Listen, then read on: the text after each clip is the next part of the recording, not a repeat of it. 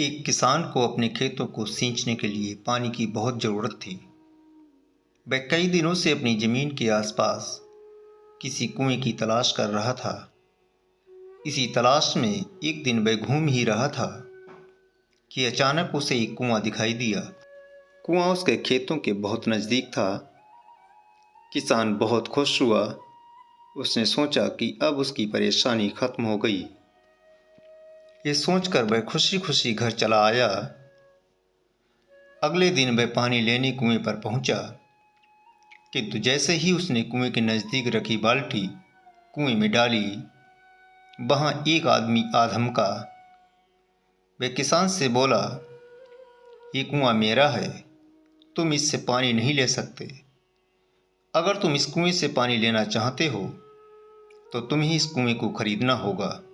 यह बात सुनकर किसान कुछ देर रुका और फिर मन ही मन सोचने लगा कि अगर मैं इस कुएं को खरीद लूं तो मुझे कभी पानी की कमी नहीं होगी और ना ही मुझे पानी के लिए इधर उधर भटकना पड़ेगा। फिर क्या था, दोनों के बीच एक सौदा हो गया। किसान के पास उतने पैसे तो थे नहीं, लेकिन वह ये मौका नहीं छोड़ना चाहता था। किसान के लिए कुआं खरीदने का ये अच्छा मौका था, इसलिए वह इस काम में जरा भी देर नहीं करना चाहता था। घर पहुंचते ही वह कुएं के लिए तय हुई रकम का इंतजाम करने में जुट गया। आखिरकार उसने वो रकम जमा कर ली।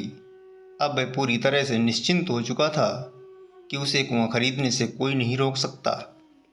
वह बड़ी बेसब्री से अगले दिन का इंतजार करने लगा। इसी सोच में वह पूरी रात सो भी नहीं सका। अगले दिन सुबह होते ही वह कुआं खरीदने निकल पड़ा।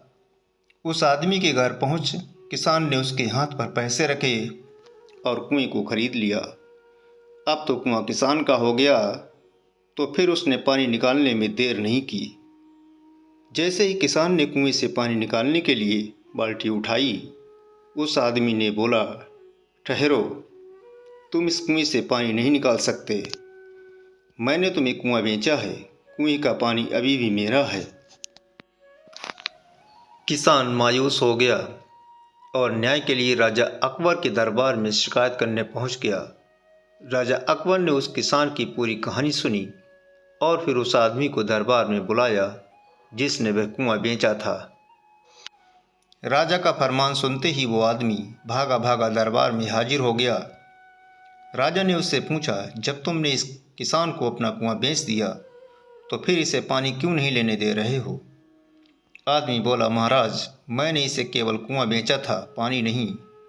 ये बात सुनकर राजा भी सोच में पड़ गए। उन्होंने कहा कि बात तो ये पते की कह रहा है, कुआं बेचा है, पानी नहीं। काफ़ी देर सोचने के बाद जब वह इस समस्या को सुलझाने में नाकाम हो गए तो उन्होंने बीरबल को बुलाया। बीरबल बहुत ही बुद्धिमान था। राजा अकबर किसी भी मामले पर फैसला लेने से पहले उसकी राय जरूर लेते थे। बीरबल ने एक बार फिर दोनों से उनकी समस्या पूछी। पूरी बात जानने के बाद बीरबल ने उस आदमी से कहा, ठीक है, तुमने कुआं बेचा है, पानी नहीं, फिर तुम्हारा पानी किसान के कुएं में क्या कर रहा है? कुआं तुम्हारा नहीं है, फौरन अपने पानी को कुएं से बाहर निकालो, नहीं तो कल से कुएं में पानी रखने का किराया लगना शुरू हो जाएगा। बीरबल का इतना कहते ही उस आदमी को समझ आ गया कि अब उसकी चालाकी किसी काम आने वाली नहीं। उसने राजा से फौरन माफ़ी मांगी और स्वीकार किया कि कुएं के साथ उसके पानी पर भी किसान का पूरा अधिकार है। ये देखकर राजा अकबर ने बीरबल की बुद्धिमानी की तारीफ की और कुआं बेचने वाले आदमी पर धोखेबाजी के लिए जुर्माना भी लगाया।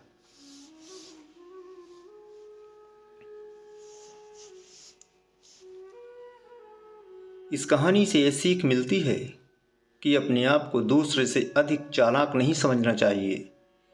साथ ही धोखा देने की आदत से भी दूर रहना चाहिए। कभी ऐसा भी हो सकता है कि आपका सामना आपसे भी अधिक बुद्धिमान व्यक्ति से हो जाए।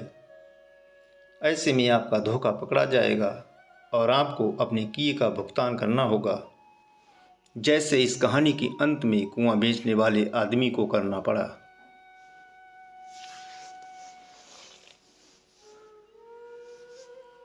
दोस्तों, अगर आपको ये कहानी अच्छी लगी हो तो इसे लाइक करें और अपने दोस्तों को भी शेयर करें ताकि वो भी इस कहानी का आनंद ले सकें।